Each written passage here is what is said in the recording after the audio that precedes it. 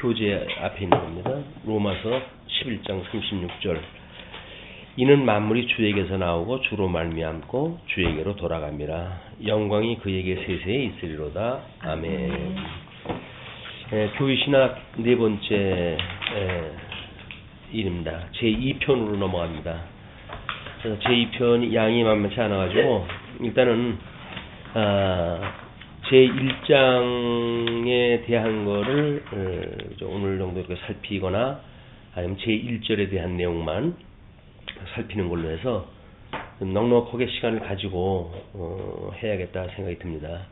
먼저는 뭐 역사니 이런 거가 돼가지고 그냥 빨리 지나가는데 이제 이건 진짜 오늘 공부를 갖다 해야 될 그런 내용이기 때문에 일단 그 교재에 보시게 되면 왼쪽 면은 박형룡 박사의 교의신학 그 인식론에 대한 그런 그 목차의 내용입니다. 아주 뭐 체계적으로 논리적으로 설명을 다 해놨어요. 근데 그 오른쪽 거는 성경신학의 원리예요. 성경신학의 원리.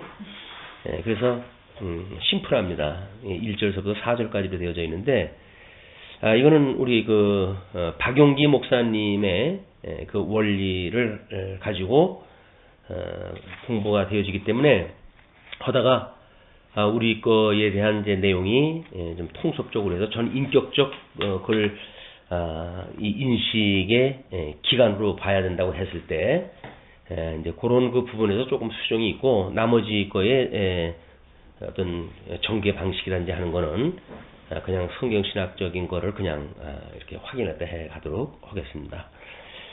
그래서 이제 그 교회신학 인식론의 1장이 인식론으로 되어져 있고 2장이 신앙과 이성, 3장이 계시, 그 다음에 이제 이렇게 되어져 있습니다. 그래서 교회신학 인식론은 지식의 원리와 종교의 원리로 이렇게 나뉘게 되어지고요. 신앙과 이성, 그래서 이것이 우리가 어떻게 인식을 했다 하는 그 기관이 어디냐, 이제 이런 그 문제가 되겠죠. 이제 3장에서는 계시에 있어서 계시의 개념과 일반 계시, 자연신학의 문제, 특별 계시 이렇게 나눠가지고 살펴보도록 하겠습니다. 일단 이쪽에 보시게 되면 교회신학의 인식론이 이제 소개가 되어지는데요. 지식의 원리입니다. 그래서 그 143쪽에서 150쪽까지의 그 내용인데 교의학의 인식론은 결국 기독교 인식론입니다. 그래서 이걸 철학적 인식론과 원리를 같이 하되 내용만 달리해 가지고 이제 이거를 우리 교의신학의 인식론으로 좀 쓰고 있기 때문에 그 차이가 어떤지 이거를 도표로 설명을 해드린 거예요. 그래서 인식의 세 원리가 있는데 시류의 원리, 외적 원리, 내적 원리 그렇습니다.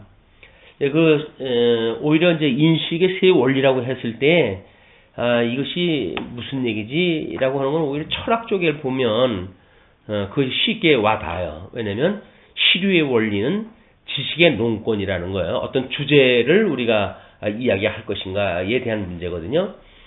그리고 이제 그 지식을 어떤 지식을 농권으로 해서 그러니까는 논하는 그런 그 제목을 잡을 거냐 그 얘기죠. 그렇게 했을 때 전달하는 방편이 있고 사람의 재량이 있다는 거예요. 그래서 우리가 이제 강론을 이런 철학적인 방식에 의해서 어떤 주제를 놓고 그리고 설교를 갖다 할 때 전달의 방편을 어떻게 할 것이냐. 그래서 상당히 아주 우스갯소리를 갖다 해가면서 하시는 분도 있고 그래요. 왜냐면 그분들이 전달의 방편이라고 하는 그런 쪽에서 그걸 지금 살펴봤기 때문에 그러는 거거든요. 그리고 이제 그거를 어떻게 그러면 사람들은 깨달을 수 있는가라고 하는 문제에 사람의 재량을 놓습니다. 사람들이 얼마나 그걸 알아들을 수 있는 제목이 있느냐라고 하는 걸로 달라진다는 거거든요.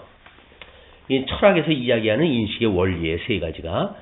그런데 이거를 이제 교의신학에서는 뭐라고 그랬냐면 지식의 논권이 아니라 하나님의 존재, 이게 시류의 원리니까 하나님만이 시류의 근본 되신 분이다. 그러니까 그분에 대한 학문이 교회신학이라는 얘기죠. 그리고 이제 그렇다면 외적 원리를 하나님의 계시를 중심으로 봐야 된다. 이렇게 이야기된 거예요. 물론 그 일반 계시, 하나님의 계시라고 하는 거는 하나님의 영광을 계시하셨던 특별 계시인 성경을 이야기를 하는데, 나름대로 교회 신학에서는 일반 계시와 특별 계시라고 하는 걸 나누어 가지고 두 개를 다 이제 이 취급을 갖다 하게 되어집니다. 이런 문제도 우리가 이제 주의를 기울여야 될 거예요. 그래서 시류라고 하는 하나님의 존재의 문제도 만물과 하나님과 창조되어진 세계 두 가지가 다 포함되어진 개념으로 이제 설명이 되어진다. 종교의 성질에 있어서는 이제 이성과 신앙이라고 하는 걸로 구분되어져 있어요. 그래서 우리 기독교 내에서도 이제 진리를 깨닫는 것이 이성이냐 신앙이냐라고 하는 문제 때문에 초대교회 때서부터 이게 이제 시비가 걸린 겁니다. 그래서 때로는 이제 이건 믿음이 있어야 된다라고 주장을 갖다 하는가 하면, 한쪽에서는 뭘 알아야 믿지라고 해서 이성을 이제 중시를 갖다 한단 말이에요. 이걸 어떤 이성과 신앙이라고 하는 상반되어지거나 아니면 이분법적으로 상대적 개념으로 이렇게 놓은 걸 가지고 싸우는 것이 그렇게 득이 안 돼요. 왜냐면 이성을 주장하시는 사람들도 그 합당한 어떤 그런 이유가 있거든요. 그리고 신앙이라고 하는 관점에서 보시는 분들도 나름대로 그 어떤 정당성이 있어요. 그러니까 그 정당성을 굳이 한쪽의 거를 취하고 한쪽의 걸 배제해가지고 문제 일으킬 게 없다. 그래서 이거를 어떻게 하나로 묶어낼 수가 있는지에 대한 거는 끝없이 우리가 연구를 해나가야 될 덕목이다. 이렇게 이제 생각을 하시게 되면, 우리가 이제 어떤 그 인식의 주관자인 거를 우리가 중생한 성도다라고 보는 것이 너무 좀 포괄적이지 않냐, 이렇게 되어지지만, 하나님의 절대 주권에 의해 가지고 우리가 이제 말씀을 주시게 되면 깨닫게 하시는 것도 하나님이고, 알게 하는 것도 하나님이고, 믿어지게 하는 것도 하나님이고, 경외하는 것도 하나님이기 때문에 그거는 우리가 전 인격이라고 하는 관점으로 보아야지, 이성이냐 신앙이냐라고 하는 어떤 극히 일부분을 이야기를 하게 되면 나머지 부분은 내적 원리에서 제외가 되어진단 말이에요. 그런 그 문제가 있기 때문에 우리가 보는 그 인식론에 있어서는 그런 그 내용이 달라지고 있다. 이렇게 이제 보시면 됩니다. 성경신학의 인식의 원리는 일단 그 인식의 대상으로서 하나님을 이야기를 하고 있어요. 그러니까 성경은 철저하게 하나님이 영광을 계시하신 거지, 인간의 행복이라든가 뭐 인간의 삶을 살아가는 방법이라든가 이런 게 제시가 되어진 게 아니거든요. 우리는 성경을 통해서 끊임없이 인간이 어떻게 살라고 하는 걸 이야기하니까 우리가 이 진리를 제대로 깨달을 수가 없는 거예요. 하나님의 영광을 우리가 이제 성경을 통해서 깨달아야 되는데, 끊임없이 뭐 살아가는 방법이 어떻고 뭐 윤리가 어떻고 이렇게 되어지기 때문에 성경이 가르치는 것이 아닌 인간이 알고 싶은 걸 배우게 되어지는 것이 결국은 우리가 교회신학의 원리라고 이렇게 이야기할 수밖에 없는 거다, 그 이야기입니다. 물론 이제 우리가 인식의 대상에 대해서 하나님에 대한 거를 공부하다 보게 되면 창조물에 대한 그런 것을 이야기할 수가 있죠. 그러나 그것도 모두 다가 하나님 영광의 계시를 위한 것으로 설명이 되어져야지, 그 자체가 어떤 그 농권이 되어질 수는 없다. 그것이 목적이 되어질 수는 없다. 하나님을 배울 수 있는 도구로 우리가 사용이 되어야 된다는 얘기죠. 인식의 도구는 성경으로 우리가 이제 이렇게 특별히 구분하다 해놨어요. 이제 일반 계시냐, 특별 계시냐 이렇게 나눠지는 것도 교회신학에서는 그런 이제 구분이 되어져 있으니까 공부는 해가지만 인식을 갖다 할 적엔 철저하게 성경 외에는 없습니다. 물론 이제 성경이 작성되기 전까지는 예수님이 오셨을 때 뭐 방언이나 예언이나 뭐 이런 그 방식으로 해가지고 어떤 그 하나님을 깨달을 수 있는 기회를 주셨죠. 그러나 성경 특별 계시가 완성이 된 이후로는 1.1핵이라도 더하거나 감할 수 없는 완전 무결한 성경이 완성되어졌단 말이에요. 그게 개신교의 입장이기 때문에 성경 이외에 어떤 것도 하나님을 깨달아가는 데 도구가 될 수가 없다라고 하는 것이 성경 신학에서 주장했던 그런 인식의 도구입니다. 아주 절대적인 그거예요. 그 다음에 이제 그러면 인식의 주관자는 누구인가? 우리가 찬송을 이제 성령에 관한 찬송을 불렀는데 그 인식의 주관자가 성령 하나님이라는 겁니다. 성령 하나님은 우리 예수님께서 이미 승천하시기 전에 공생애를 다 하실 때에 내가 다른 보혜사를 너희한테 보내주겠다. 그러면 내가 너희들과 함께 있는 것보다 오히려 그게 더 좋은 것이야. 왜냐하면 내가 너희들에게 가르쳤던 모든 말들을 기억나게 할 것이고 하나님의 뜻을 알 수 있는 분은 그분밖에 없다. 그분이 친히 너희들을 가르칠 것이니까 이제 그 성령 보혜사의 말을 잘 따를 걸 우리 예수님께서 이제 그 말씀하다 하셨단 말이에요. 그래서 인식의 주관자는 성령이에요. 근데 우리가 이제 교회신학의 서론 부분에서 공부할 때 교회신학을 공부하려고 한다면 일반적으로 학문적 터전이 만들어야 되고 뭐가 만들어야 되고 이런 이야기를 전부 했단 말이에요. 이거는 성령이 만약에 주관자라고 한다면 그렇게 학문적 어떤 토대가 있어야 된다든지 이런 것이 사실은 맞지 않습니다. 그 시대에 성경을 통해서 깨달을 수 있는 방법이라고 하는 그거는 일반 학문적인 요소가 필요 없어요.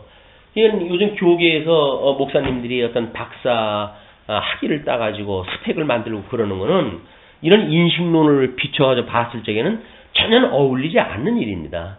그러니까 목사라고 하는 것이 하나님께서 우리 주님께서 이제 주신 직임인데 그 직임이면 됐지. 세상 학교에서 주는 학위가 무슨 그게 가치로운 것이 되겠어요. 사람들은 그 스펙을 가지고 뭐 자기의 어떤 그 이름을 내고 이제 이렇게 되어지는데 성경에서 말하고 있는 이런 그 주관자는 전혀 그렇지 않고 그렇다고 하는 입장에서 봤을 때 우리는 성경은 정말 그냥 어떤 말씀을 깨닫고 싶다, 알고 싶다라고 하는 뜨거운 마음만 있으면 일반적인 그런 그 학문의 토양도 하나님 다 주셔요.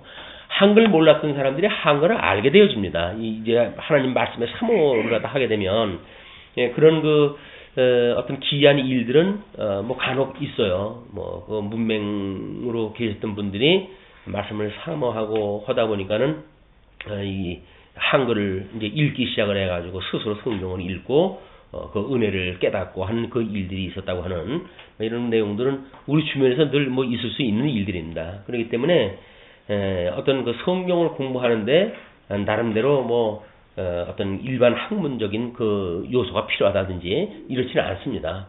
그러나 워낙 일반 학문적인 논리를 가지고 이제 공격해오는 무리들이 요즘은 팽배해져 있으니까 그걸 방어하려고 한다면 적어도 이제 그걸 우리가 알고 있어야 그걸 알고 있어야 방어도 되고 공격도 되어지니까 형편만 되면 이제 우리가 배운 것들을 토대로 해가지고 이렇게 저렇게 그거를 통섭을 갖다 해내고 하는 일이죠. 그러니까 이런 그 문제가 절대적인 것이 아니다. 상황적으로 지금 어떤 시대적으로 우리들한테 필요한 일이기 때문에 그렇게 하는 것뿐이다. 이렇게 생각을 하시면 편할 것 같아요. 그래서 성경이 교회에서는 어떤 학위 문제라는 이런 게 필요 없어요. 교족부에 무슨 어디 대학 출신이냐 이런 거 쓸 이유가 없어요. 재산 얼마짜리 몇 평에 사느냐 이런 거 쓸 이유가 없는 것처럼 쓸 이유가 없는 거예요. 근데 이걸 워낙 이제 이게 어떻게 나눠가지고 교인들 관리를 갖다 하려고 그래가지고 뭐 하다가 보니까 나름대로 이제 스펙에 의해 가지고 관리가 되어지죠. 예, 뭐 큰 교회 같은 경우는 전도회가 우리처럼 단순하게 연령 구분으로 되어져 있지는 않아요. 의사 그룹이면 의사들끼리 이걸 그룹을 지어줘야 이게 어울리게 되지. 아니 바깥에 나가서는 의사인데 의사 말을 갖다 안 믿는 환자하고 같은 전도회를 꾸려줬다. 안 되죠 교제가. 이게 이제 자기가 세상에서 알고 있는 어떤 그런 그 의사라고 하는 직업 의식이 교회 와서도 그대로 작동이 되어진단 말이에요. 그래서 그런 어떤 환자를 봤을 적에 성도 영적인 어떤 그 성도의 그런 걸 보는 게 아니라 육적인 자세로 이제 그걸 보는 거죠. 한때 교회에 그 피라미드 그 장사들이 많이 이제 들어오고 그러지 않았어요. 그걸 경계하다가 뭐 우리도 좀 사단이 나고 그랬었는데 왜냐하면 이런 어떤 마케트를 목적으로 성도를 보기 시작을 하게 되면 성도가 성도로 보이질 않아요. 전부 그런 자기가 그 어떤 그 경제에 그 일을 갖다 해야 될 그런 그 대상으로 보이기 때문에 그게 매우 어렵습니다. 교회에서는 어떤 그런 피라미드라든지 이런 것이 자리 잡지 않도록 경계가 돼야 된다. 우리가 사회생활 때 해야 되기 때문에 그런 일을 할 수밖에 없는 경우가 있어요. 그러면 그냥 그건 교회 바깥에서 일상적인 삶에서 하는 거지, 교회 성도가 그 대상으로 보인다든지 하게 되면 이미 어떤 순전한 이 교제에 문제가 생긴다. 그런 게 문제예요. 사회적인 문제나 정치적인 문제나 뭐 우리 사회적인 문제나 이 경제적인 문제나 그런 그 요소들이 늘 있기 때문에 이걸 이제 조심하다 해야 된다. 군대에서 교회 생활 안 되는 것이 명령 체계를 가지고 있는 교회에서 군대에서 교회를 갖다 한다 그러는데 과연 그 교회가 되겠습니까? 전부 군병이에요, 군병. 그러니까 전쟁 나갔을 때 어떻게 보면 이기게 될까 하는 거를 연구하는 이 교회가 돼버리지 그렇게 될 수가 없습니다. 순수한 복음을 전하는 교회가 안 되는 거예요. 이것이 우리 경계해야 될 말씀운동 어떤 정신 뭐 이런 것들이 우리한테 이게 어떤 체질화되어져야 되는 거거든요. 몸에 말씀으로 해야 돼 체질화가 돼야 되는데 그렇지 않으면 배울 적에 우리 공부할 적에는 이렇게 의식이 되다가도 왜 본능이 강하니까 그러냐 본능이 더 강하기 때문에 어떤 이해관계가 얽히는 적이 되면 바로 그 생각이 나올 수밖에 없는 거예요. 그러니까 아까 이제 우리 뭐 생업의 문제 했을 때 뭐 정부에서 지원해 주는 거고 합법적인 거예요. 그건 합법적인 건데 합법적인 거기 때문에 우리는 이제 당위성을 갖고 당위성이 있으니까 그 일을 할 수가 있단 말이야. 근데 그 일을 하다가 보게 되면 당이라고 하는 것 때문에 만들어지는 거기 때문에 어떤 부모님에 대한 효심이라든지 이런 거하고 뭐가 본질이 바뀌게 되어지거든요. 이게 바뀌게 되어지게 되면 근본 정신에서 이제 위배되어진단 말이에요. 경제 논리가 작동이 되어져야 되고 예를 들어서 외부에서 뭐 몇 시부터 몇 시까지 케어했느냐 뭐 이런 그 보고서도 작성을 하고 다 그래야 되지 않겠어요? 그냥은 돈 안 주겠지. 다 뭐 보고에 의해서 작성을 해야 되니까. 그렇게 하다 보면 뭐 평생에도 부모님 그냥 섬기고 했던 건데 그 기껏 돈 받는 것 때 이유 때문에 그걸 갖다가 내가 쓰게 해 되면은 부모님한테 효도한 것이 아니라 돈 받기 위해서 효도한 걸로 이게 돼버리고 말거든요. 그냥 본질이 왜곡되어진다 이게. 예, 우리 이제 부모 자식이 아니라 가족 관계도 그렇고 이 교회 관계도 마찬가지다. 이것이 정말 이걸 아주 칼 자르듯이 잘라내는 일이 매우 힘든 일인데 이건 다 칼날 위에 서 있는 심정으로 아주 잘라내야 돼. 어떤 인정적인 것보다는 이건 말씀에 이게 우리가 어떤 미혹을 받기가 쉽다라고 하는 그거는 단호하게 잘라내는 것이 우리 안전한 그런 방법이다. 뭐 이제 이 교신학을 공부하면 그런 것들이 대부분이에요. 이제 이런 일들이 왜 그동안 신학들이 그렇게 안간힘을 쓰면서 진리를 지키려고 그랬었는가? 이 쳐들어오는 철학이라든지 이런 거 뭐 심리학이니 이건 어쩔 수가 없는 거거든요. 사람 사는 세계에서 그런 거 문제 때문에 그러니까. 목사님들도 뭐 예를 들어서 우리가 이제 뭐 노예 가입 문제라든지 그건 마찬가지죠. 그게 만약 그리스도 복음 정신이라고 한다면 거기 사심이 들어가면 안 되죠. 사심이 들어간다는 이야기는 성령의 소욕에 의해서 뭐가 돌아가는 게 아니란 말이에요. 자, 뭐 이웃교회 그 아픈 문제도 마찬가지죠. 뭐 그래가지고 뭐 목사님 이제 이사를 가셨다 그러는데 그 뭐 거긴 또 어떻게 되어진 게 응급정리금을 다 받으신 걸로 됐다고 이렇게 이야기 된다는데 응급정리금 다 받았으니까 그럼 뭐 줄 거 다 줬으니까 갈 때 뭐 50만 원인가 얼마를 줘가지고 보냈대요. 이사 비용도 안 되는 그 금액 아니겠어요? 이게 몇 년 동안 진리를 같이 공부했던 사람들하고의 이별 방식이냐? 이게 참 무서운 거예요. 경제 원리가 작동되어지게 되면 인간은 인간이길 포기합니다. 뭐 어저께 어떤 드라마를 보니까 그러더라고요. 이제 아주 합법적으로 뭐 검사 출신인데 자기 그 죄를 갖다가 뭐 철저하게 은폐를 갖다 했는데 마지막 때 이제 그 검사가 심리를 갖다 하는데 그러더라고요. 증거 있느냐? 자기가 증거 있느냐? 그러면 죄를 지면은 법이 있으니까는 벌을 받을 것이고, 그러면 죄를 안 졌으면 무죄일 것이고, 그럼 다른 사람 죄 진 걸 갖다가 내가 알고 있다고 해가지고 그럼 그건 무슨 죄의 항목이냐 이렇게 가지고 이제 검사한테 이야기를 하더라고요. 검사가 하는 얘기가 법이라는 건 사람을 위해서 만든 거지 짐승을 위해서 만든 게 아니다. 사람이기를 포기한 당신한테는 법도 필요 없다. 이렇게 이야기를 해버리고 심리를 갖다 마시더라고요. 그러니까 우리 본질적으로 이 어떤 그 신앙인이라고 하면 신앙이 무엇인가가 가장 근본이 되어야 되는데 이 사회적인 그 요소들이 자꾸 작동을 하다 해가지고 그걸 가지고 뭔가 이 영향력을 미치려고 이렇게 만들어진단 말이에요. 이게 어려운 거예요. 근데 이걸 지키려고 한다면 수없는 욕을 먹습니다. 예, 뭐 제가 좋아했던 분들이 저를 미워하고 뭐 이제 욕을 한 것도 왜 그렇게 깐깐하게 그러냐는 얘기예요.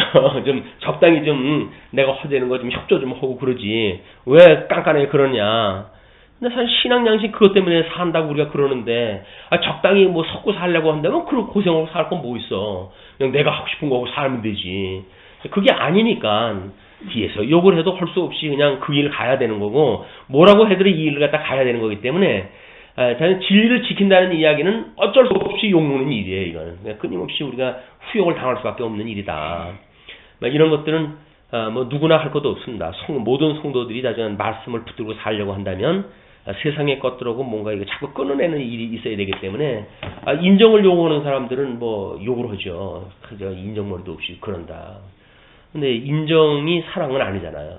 근데 이런 그 문제를 어떻게 할 것인가 이게 아주 중요한 일인 것 같아요. 근데 이제 이 진리를 그래도 공부하고 뭐 열심히 우리가 공부하시는 분들은 나름대로 그런 거를 깊이 우리가 생각을 하니까 마음에 담아둘 수가 있잖아요. 근데 일반 성도님들은 사실 그렇지는 않습니다. 근데 교회 생활인지 사회 생활인지 별로 구분이 안 가는 신앙 생활을 하다가 어느 날 이제 가르치는 자의 그런 그 이해관계에 걸리게 되면 인정적인 측면으로 볼 수밖에 없는 거예요. 그런 판단이.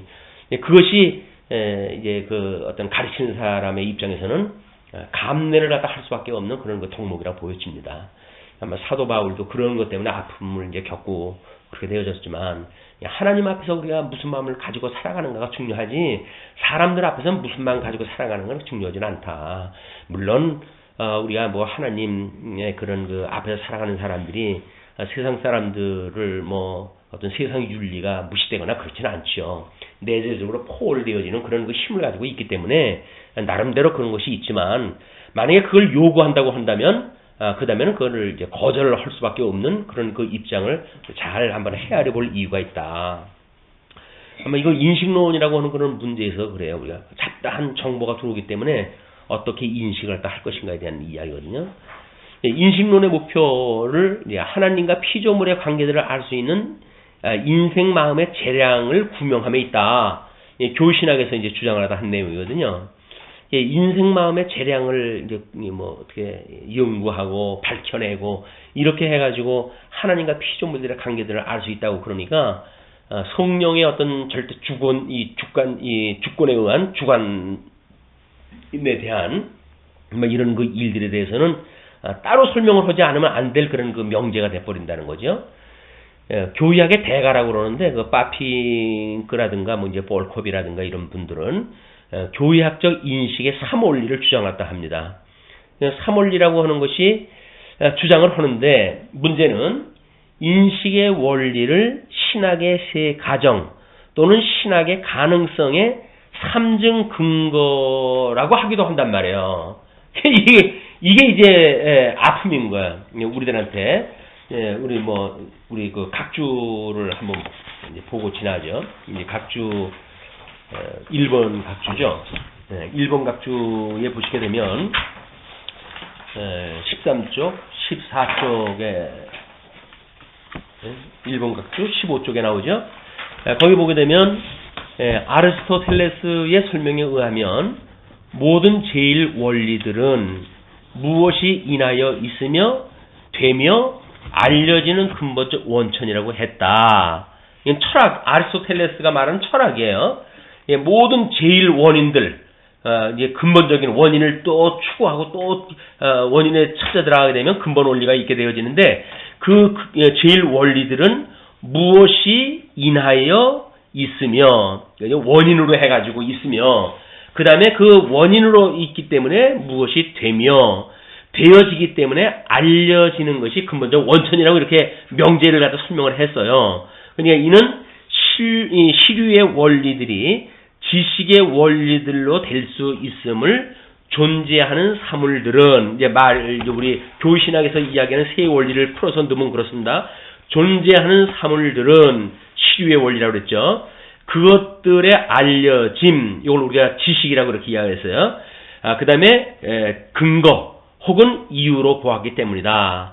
그래서 고대 철학에서는 시류의 원리가 보다 더 큰 주의를 받았고 근대 철학에서는 지식의 원리가 그러하다. 이거는 시류의 원리를 제일 먼저 봐야 될 것인가? 이것은 이제 고대 철학에서는 사실 제일 원인을 규명하는 것이 철학이었으니까 그렇게 해가지고 관심 있게 연구가 되어졌지만 근대 철학에 오면서 점점 제일 원인, 절대자가 없어지기 시작을 하고 우리가 이제 연구되어진 지식의 원리들이 있으니까 지식의 원리가 더욱 크게 주의를 받고 관심을 받게 되어졌다. 그런 그 이야기입니다. 그래서 지금 이제 우리 세 가지의 전제가 이제 여기 그 가로 없는 1번서부터 이제 소개가 되어지는 거 아니겠어요? 그 시류의 원리라든가 또는 내적 원리라든가 이제 이런 그 외적 원리라든지 이런 걸로 아주 설명이 되어지는데 이 세 가지가 뭐냐면 자 시류의 원리 하나님이에요. 근데 그것이 뭐가 전제가 되어야 되냐면 하나님이 있다고 하는 것이 전제가 되어져야 이 시류의 원리가 작동이 되어지기 시작을 하죠. 무엇이 있으며 그 이야기예요. 그러니까 무엇이 있다고 하는 하나님이 계시다고 하는 것이 전제가 되어져야 이것이 이제 논리를 전개해야 갈 수가 있단 말이에요. 그러면 하나님이 계신 걸 어떻게 하냐? 그렇게 했을 때 이 성경이 하나님이 태초에 천지를 창조하신다고 그렇게 말하지 않느냐? 하나님이 계신 거 아니냐? 근데 서했다고 그러면 그것이 하나님이 계신 거냐? 그러면 불교에서 예를 들어서 부처가 모든 세상을 만들었다고 그러면 그는 부처가 세상을 만든 거냐? 라는 반대 논리에 방법이 없잖아요. 그럼 성경은 진리다. 이건 하나님이 계시다. 라고 이제 주장을 할 수밖에 없단 말이에요. 이 계시라고 주장할 수밖에 없는 것이 외적 원리예요. 그 외적 원리라고 하는 것이 그러면 하나님이 계시하셨다고 그것이 전제가 되어져야 이 논리가 또 맞아 들어가잖아요. 그러면 하나님이 계시라고 그러는데 그러면 다른 데서 그 계시로 나타나는 건 그럼 뭐냐? 그럼 그걸로도 이 외적 원리를 삼을 수 있단 말이냐? 이렇게 해가지고 교의신학에서 말하는 인식론이 원천적으로 사실 저항을 받기 시작을 하거든요.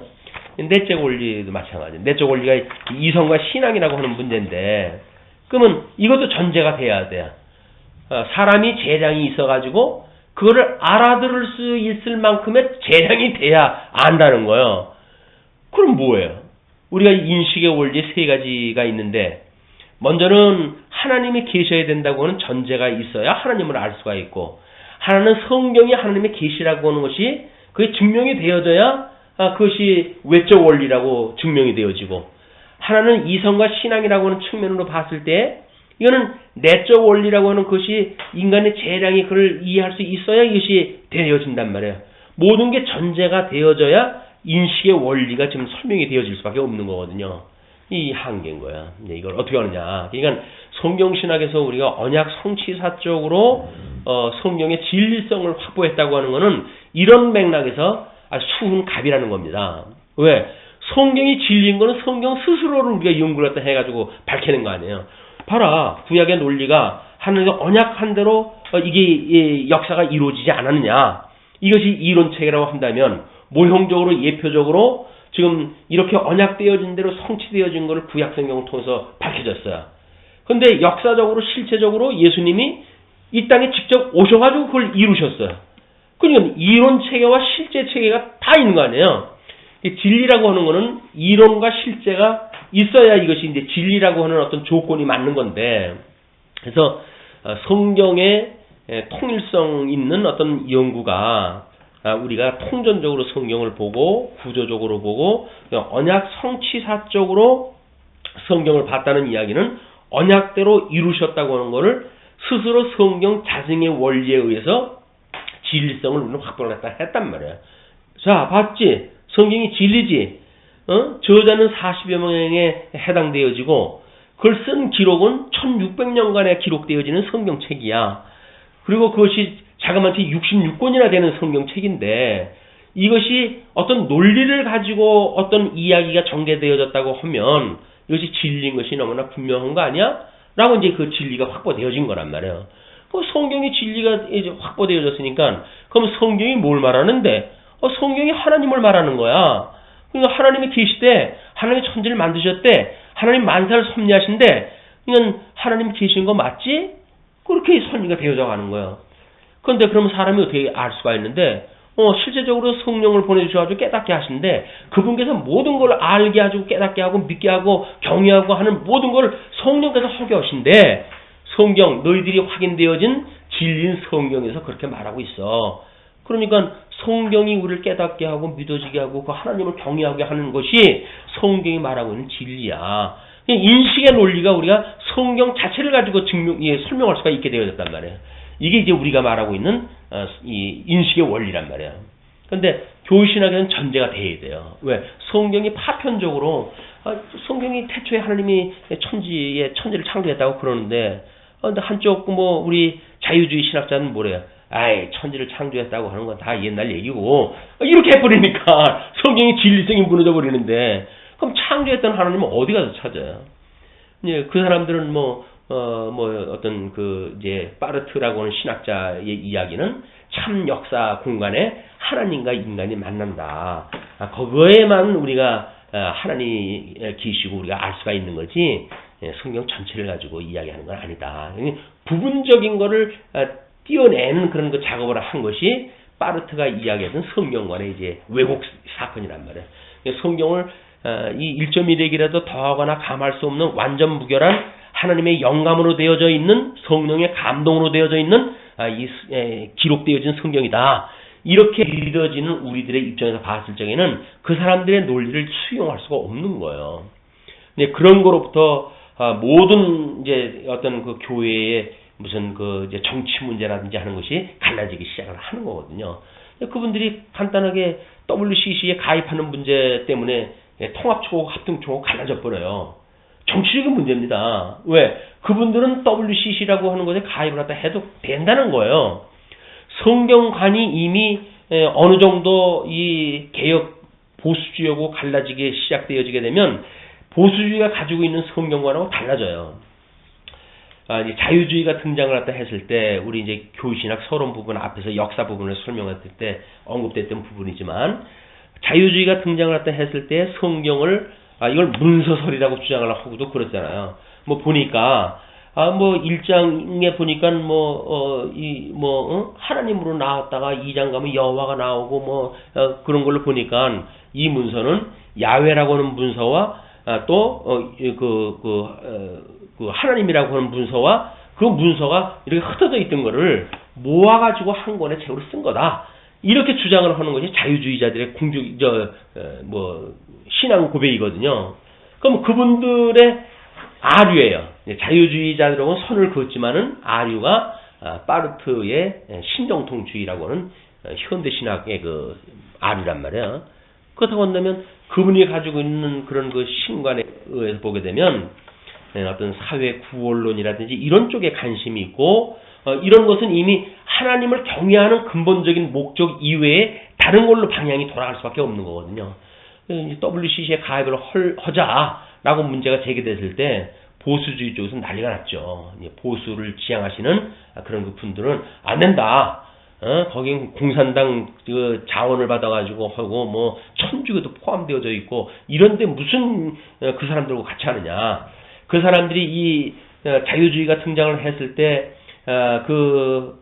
아마 그 근본주의라고 하는 것이 만들어졌어요. 이건 그때까지만 하더라도 우리 종교 개혁이 일어났을 때 우리 칼빈주의, 알미안주의 아주 정반대 교리 아니에요. 정반대의 교리를 가져가지고 이 사람들이 서로 합해질 수 없는 사람들이었어요. 그런데 자유주의가 등장을 하니까 이 사람은 성경을 가지고 칼빈주의를 주장하고 성경을 가지고 알미니안주의를 주장을 했던 사람들 아니에요. 근데 이 자유주의자들은 성경 자체를 부정을 하네. 그리고 이 사람들이 깜짝 놀란 거죠. 야, 안 되겠다. 쟤들을 상대로 하려면 너나 우리나 이거는 성경을 인정하는 사람들끼리는 이거 우리가 한편이 돼야 성경을 부정하는 자들과 싸울 수가 있다. 그래서 근본주의가 만들어진 거예요. 그 근본주의가 성경을 하나님의 말씀이다. 그리고 우리 사도신경에 나오는 예수가 동정녀 마리아 출생이어졌고 죽었다가 부활했고 또 예수님이 다시 오시고 하는 몇 가지의 조건이 우리가 이렇게 합의하는 사람들, 그 사람은 같은 편이라고 그러자. 칼빈주의니 알미니안주의니 뭐 이거 가지고 싸울 입장이 아니다. 이렇게 돼가지고 이게 한패가 되어졌거든요. 그게 근본주의란 말이에요. 이게 그 근본주의가 이 성경을 왜곡시키는 자들 때문에 만들어졌는데, 이 파르트가 성경을 왜곡시켜가지고는 이제 WCG에 가입하자 그러니 보수주의 쪽에서 가만히 있겠어요? 그래가지고 교회가 갈라졌는데, 안 돼, 죽어도 안 돼. 내 눈에 흑달하게 되면 안 돼. 그래가지고 지금도 싸우는 거예요, 지금도 이 합동 측에서는 WCG 가입을 철저하게 반대를 갖다 합니다. 근데 저 합동 측은 다 거기 가입되어 있는 사람들이거든요. 근데 이런 문제들이, 이 성도들이 그런 정치적인 배경이 성경관으로부터 만들어졌다고 하는 것이 인식이 돼야 이게 이제 문제의식을 갖게 되어지는데, 성경 가지고 복이나 이야기하고 이런 걸 이야기를 하는데, 거기다가 이런 문제가 만들어지게 되면, 아이고, 교회고 국회고 똑같다고. 맨날 싸움박질을 하고 왜들 저런지 모르겠다고. 이렇게 접근할 수밖에 없잖아요. 이건 진리 싸움인지, 정치 싸움인지 구분도 안 되어지고, 이건 다 좋은 게 좋은 거요. 우리 다, 예수 믿는 한편인데, 다 참 잘 살아야지, 착하게. 이렇게 해가지고 접근하게 되어지는 것이 일반 성도들의 단순한 신앙생활의 폼이란 말이에요. 근데 이거를 어느 정도 그 세계를 알게 되어지게 되면 목숨 걸고 그건 싸워야죠. 비진리가 분명한데. 그건 믿음의 수준에 따라서 이제 보는 각도가 달라지기 때문에 끊임없이 우리가 이제 확인을 할 필요가 있다. 자, 그러면 이제 그 세 전제를 한번 보시죠. 시류의 원리가 일단 일반 학문에서는 만물이 하나님으로부터 나왔으니 그것들에 관한 모든 인생 지식의 구경적 원천이 하나님에게 있다. 근본적인 원천이 하나님한테 있다. 그런 그 이야기입니다.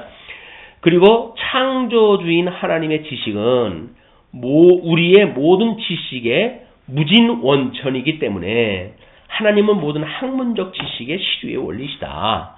일반 학문이고 뭐고 다 그냥 턱 묶어가지고 시류의 원리시다. 그 이야기예요.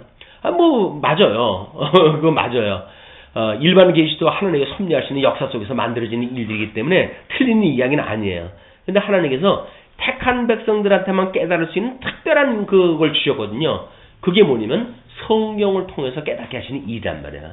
일반 계시는 예수 안 믿어도 이건 알아가는 일이니까. 그래서 이런 그 문제가 이제 갈라지기 때문에 좀 주의할 일이 있는데, 교의학에서 그렇기 때문에 교의학에서는 하나님은 시류의 원리라고 하면 하나님에 관한 모든 지식, 교의학에서 요구 대상입니다.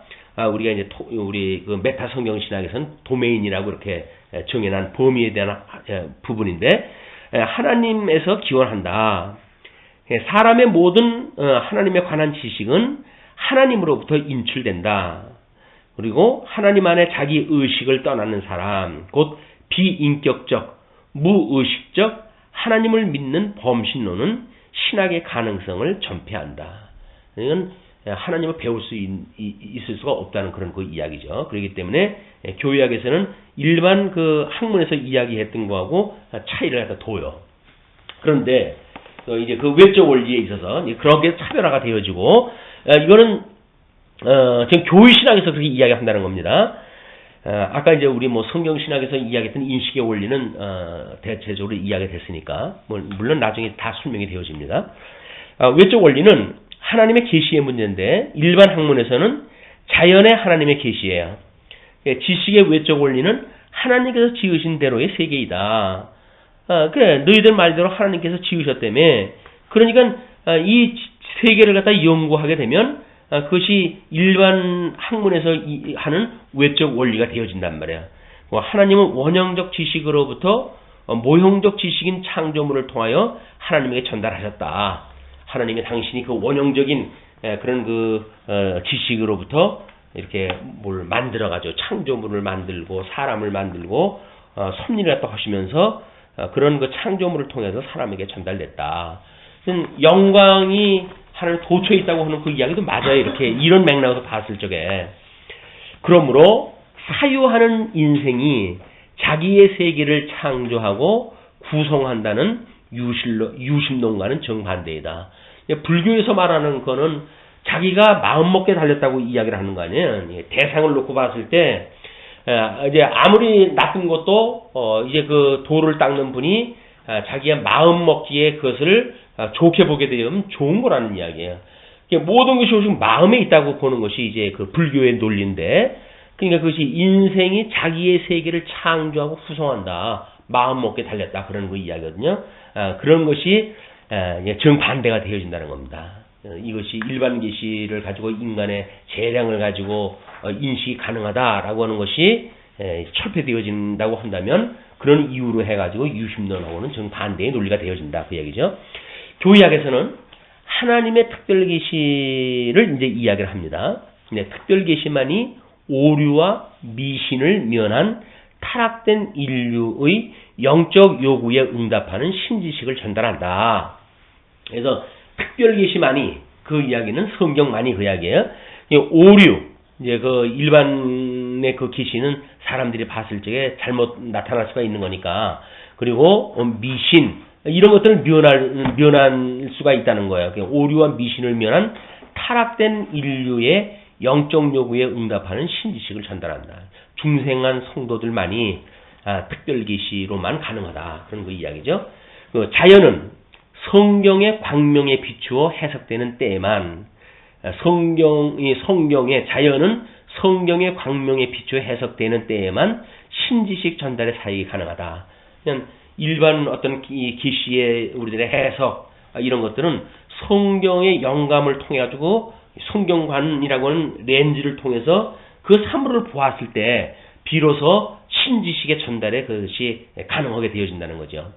그런 것이 없이 보게 되어지게 되면 우리는 주관적으로 설명할 수가 있잖아요. 이제 어떤 성경은 전혀 다른 방향으로 나가면서 일반 계시를 설명할 수가 있기 때문에 이건 성경의 광명에 비추어 이렇게 설명한다 했어요. 영감을 가지고 성경이라고 하는 렌즈, 특별 계신 렌즈를 갖다 끼고 일반 계시를 봤을 때만 그것이 보인다. 그런 이야기죠. 다음에 이제 내적 원리입니다. 이성과 신앙에 대한 문제인데, 일반적 학문에서는 이성 중심이에요. 객관적 외적 원리는 주관적 이 가수성, 그러니까 우리들이 어떤 받아들일 수가 있는 이 객관적 외적 원리는 주관적으로 자기가 받아들일 수 있는 성질이 있어야 되고, 그 다음에 그것에 상대적으로 해가지고 반응이 일어날 수가 있어야 된단 말이에요. 상응되어야 된다. 박형룡 박사가 먼저 우리 서론 첫 시간에 이야기를 했지만, 중국에서 공부를 했다 하시고 옛날 분이 돼가지고 전부 한문이고, 한문도 전부 이렇게 만들어가지고 쓴 일들이기 때문에 해석이 필요하고 그래요. 그러나 이렇게 조합해가지고 만들어 놓은 또 의미가 있기 때문에 공부를 해놓으면 좋습니다. 하기가 좀 어렵지. 과학은 주관이 객관에 적응하는 때에만 학문이 결과될 수 있다. 일반 학문에서 이야기해요. 주관이 객관에 적응하는 때에만, 자기가 그 주관적인 견해라고 해가지고 될 수가 없고, 객관적 진리, 그죠? 객관에 적응하는 때에만 학문의 결과가 될 수 있다. 그래서 자연과학이라든지 이런 것들은 더 철두철미한 거죠. 객관적인 그런 틀 안에서 주관적으로 봤을 때 옳으냐 그르냐가 가름할 수 있다는 거죠. 이런 자연과학자들은 신을 믿을 수가 없어요. 이런 손에 잡히는 걸 가지고 이제 보기 때문에. 일반적 학문의 내적 원리는 이성에 중점을 둘 뿐 신앙을 제외하지 않는다. 지금 뭡니까? 우리가 이성에 중점을 두었다고 하지만 일반 학문적으로 봤을 적에도 뭔가 지혜를 주는 것이 아주 없지 않다는 거죠. 그래서 가끔 아마 과학 시간에 고등학교 과학 시간에 기억나시는가 모르겠는데, 벤젠이라고 하는 구조, 화학 구조, 그걸 아무리 연구를 갖다 해도 모르는 거예요. 그래서 그 과학자가 낮잠을 딱 자다가 꿈을 꿨는데 뱀이 서로 꼬리를 물고 있는 그 꿈을 갖다 꾸었잖아요. 그래서 꿈을 갖다 번쩍 깨더니 벤젠이라고 하는 화학 구조를 만들어낸 거예요. 이게 이렇게 서로 연결되어진 것만 가지고는 안 돼요. 이 끝이 남고 이렇게 하는 거는 구조가 안 되는데 이렇게 환원으로 되어져 있으니까 이게 서로 마주쳐가지고 구조가 이루어진 걸로 해가지고